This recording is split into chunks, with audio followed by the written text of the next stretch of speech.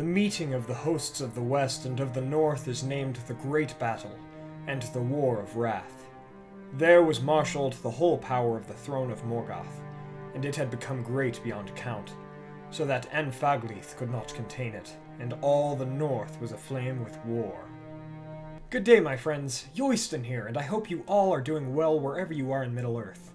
Today I want to talk about the War of Wrath, or the last battle in the War of the Great Jewels and the First Age.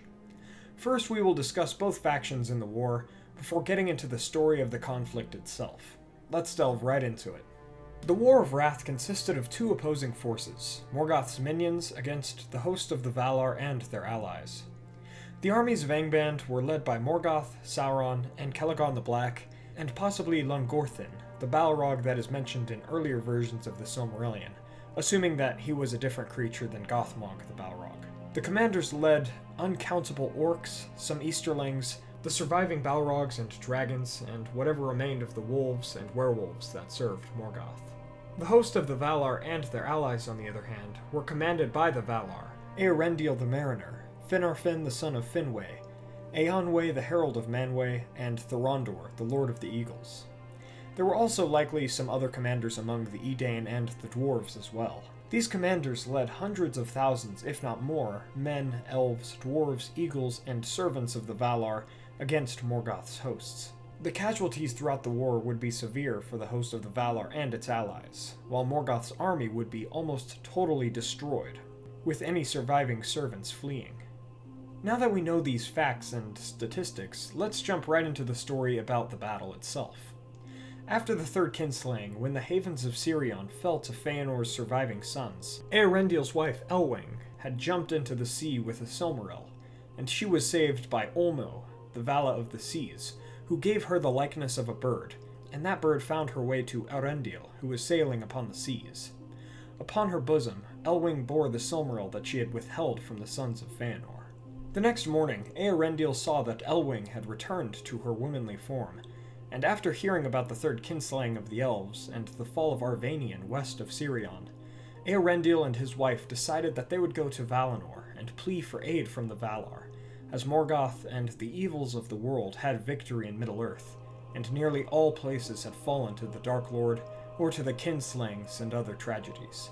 And so the two half-elves sailed to Valinor, and Eärendil pleaded before the Valar, in the hopes that the Valar would go east and help the Free Peoples defeat Morgoth so that Middle-earth could know freedom and peace.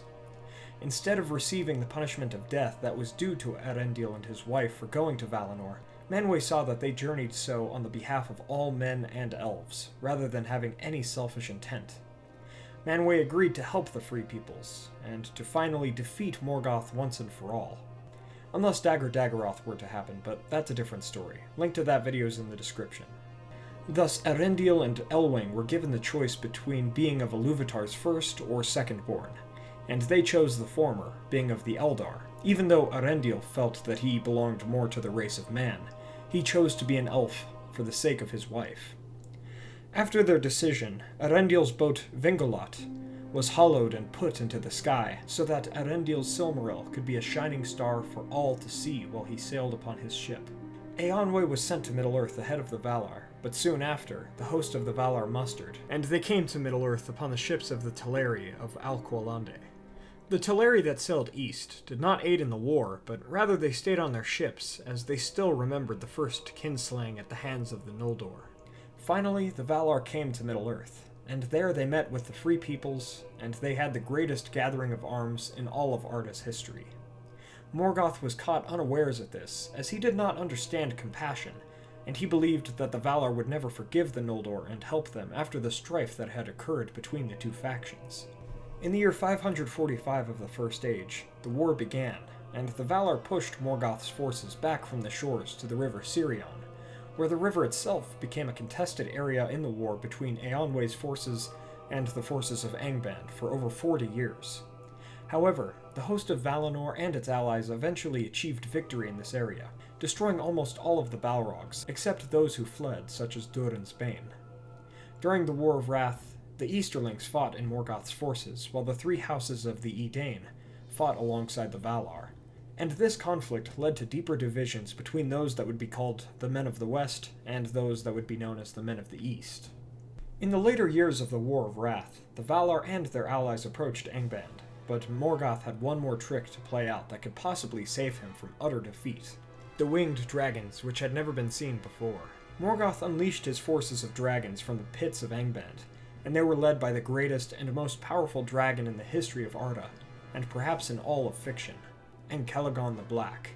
The arrival of the dragons was met with flame and lightning from the sky, and the Valar's host was pushed away from Angband.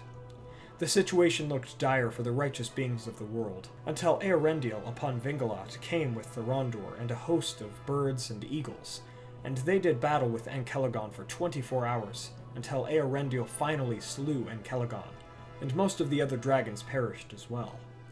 Ankelagorn's fall broke the 3 volcanic mountains of Thangorodrim. The defeat of the dragons renewed the hopes of the Valar and their allies, who slew and scattered Morgoth's remaining forces under the light of the sun. Angband was leveled, and Morgoth fled to his deepest mine, but was quickly captured by the Valar after begging for peace and pardon. The Valar, quote, hewed his feet out from under him, and he was hurled upon his face. End quote. The Valar bound Morgoth with the chain Angainor that he had worn before, and his iron crown was beaten into a collar for his neck after the 2 Silmarils were taken by the Valar. Morgoth was finally defeated.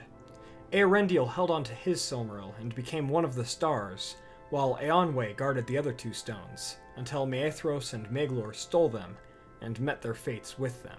The Great Battle was responsible for much change in the world in its aftermath.